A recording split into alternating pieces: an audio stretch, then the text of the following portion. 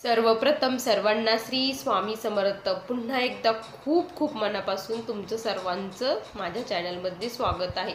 माफ करा 2-3 दिवस व्हिडिओ वेळेवरती आला नाही, त्याचं कारण नवीन घरात शिफ्टिंग झाली आहे। नवीन घरात राहण्यासाठी आलो, मग ते सर्व सामान व्यवस्थित लावलं, आता सेटल झालो आहे। आजपासून व्हिडिओ रेग्युलर येणार आहेत। बघा, प्रत्येक स्वामी भक्ताची, जो कोणी स्वामी भक्त असेल किंवा कुठल्याही देवतेची जो आराधना करत असतो, त्याला मनामध्ये असतं की त्या देवतेचं दर्शन व्हावं, दर्शन घडावं, काहीतरी प्रचिती मिळावी, माझी सेवा माझ्या देवतेपर्यंत पोहोचते की नाही हे मला कळावं, काहीतरी संकेत मला मिळावे।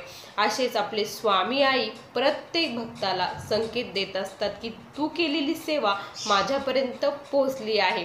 तर जाणून घेऊया स्वामींचे हे संकेत, कुठले संकेत स्वामी आपल्याला देतात।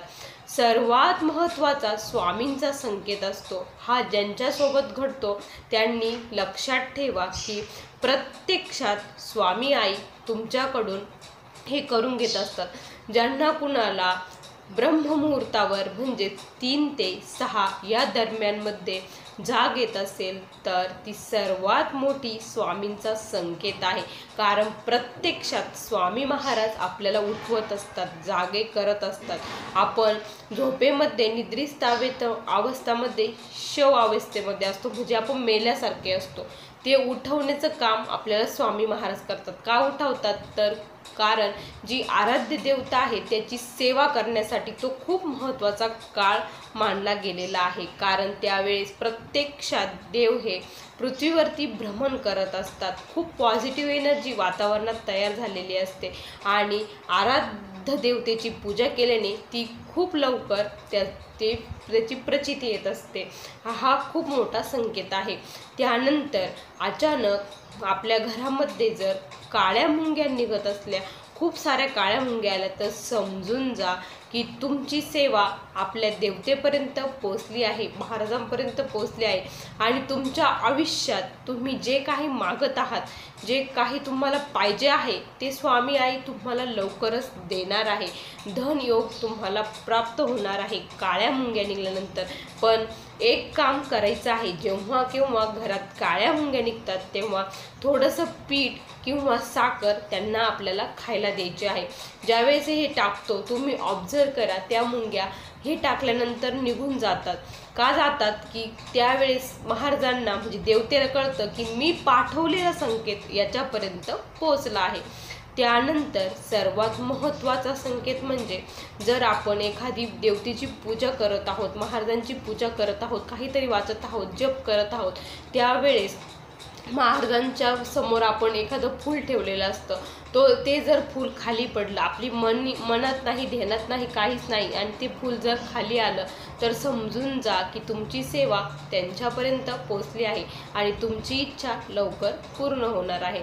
त्यानंतर आपण देवाला अष्टगंध लावतो। हा अष्टगंध लावल्यानंतर बघा, ऑब्झर्व करा, काही वेळाने जर पडत असेल, लावलेला अष्टगंध आपोआप खाली येत असेल, पडत असेल, तर समजून जा की तुमची सेवा महाराजांपर्यंत पोहोचली आहे।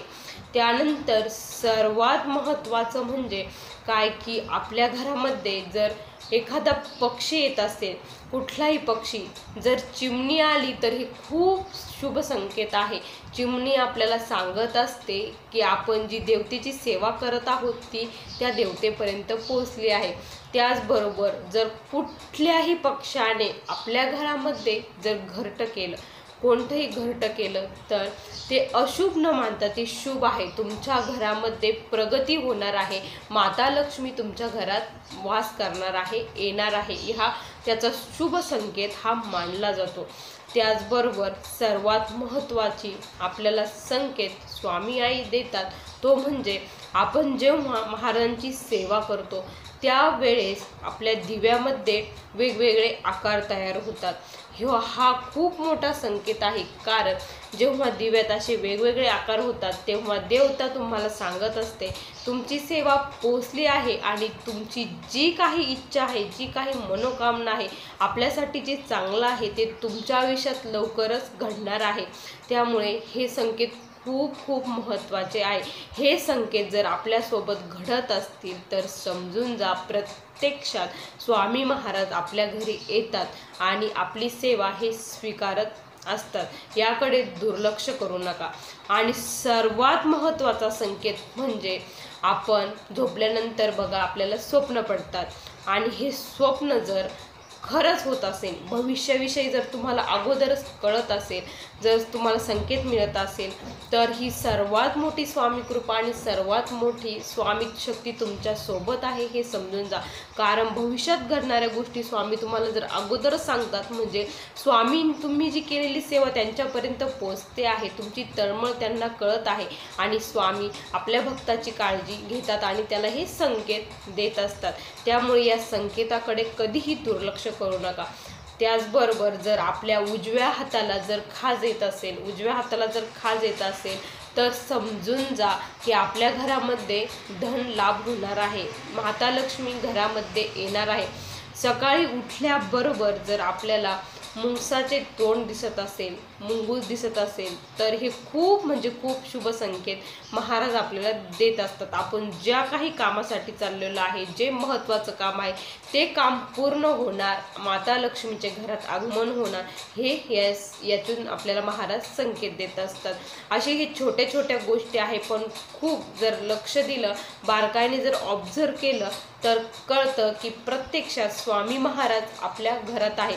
कधी कधी काय होतं माहिती आहे का, आपण जेव्हा सेवा करतो किंवा एकटे घरामध्ये असतो त्यावेळेस असंही भासतं की कोणीतरी आल्याचा आपल्याला भास होतो, असं चालल्याचा भास होतो, कोणी आवाज दिल्याचा भास होतो। हे पण प्रत्यक्षात देवता आपल्या घरात वास करते किंवा आपल्या घरात आहे हे आपल्याला जाणवत असतं। त्याचबरोबर सर्वात महत्त्वाचं म्हणजे आपण बघा स्वामींची मूर्तीकडे बघतो किंवा फोटोकडे बघतो सेवा करताना किंवा सेवा झाल्यानंतर त्यांच्यासोबत बोलतो। कधी कधी असं वाटतं ना की स्वामी खूप खुश आहे, ते हसताना दिसतात। ज्यावेळेस आपण दुःखी असतो तेही दुःखी असतात। कधी कधी खूप रागात चेहरा दिसतो। असं जर तुम्हाला जर दिसत असेल ना तर समजून जा तुमच्या घरात महाराज प्रत्यक्षात बसलेले आहे म्हणजे आहे हे समजून जा। हे माझ्या बाबतीत खूप वेळेस मला घडलं आहे। कधी कधी स्वामी मला खूप रागवात असल्यासारखे वाटतात, कधी खूप छान हसताना दिसतात, कधी असं डायरेक्ट मायेने प्रेमाने जवळ घेतील अशी माय दिसते। असे स्वामींचे वेगवेगळे रूप मला त्यात दिसत असतात। मी जर दुःखी असेल तर माझी स्वामी आई ही दुःखी असते। मी जेव्हा दुःखी असते ना तेव्हा स्वामींच्या एका डोळ्यातून मला पाणी आल्यासारखं दिसतं म्हणजे स्वामी पण त्यावेळेस दुःखी असतात। बघा असे हे खूप प्रभावशाली छोटे छोटे संकेत आहे, पण हे समजून घ्या आणि तुमच्यासमोर जर घडत असेल तर काळजी करण्याचं काही एक कारण नाही। कारण प्रत्यक्षात ब्रह्मांडाचे चालक मालक पालक भगवान श्री स्वामी समर्थ महाराज आपल्या सोबत आहे। त्यामुळे टेन्शन घेऊ नका। आज जरी तुमच्या मनासारखं नाही झालं तर उद्या नक्की होणार आहे, या विश्वासाने महाराजांची सेवा करत राहा। बघा तुम्हाला आजचा हा व्हिडिओ कसा वाटला नक्की कमेंटमध्ये कळवा। पुन्हा भेटूया अशा सुंदर व्हिडिओ सोबत। तोपर्यंत सर्वांना श्री स्वामी समर्थ। जय जय स्वामी समर्थ।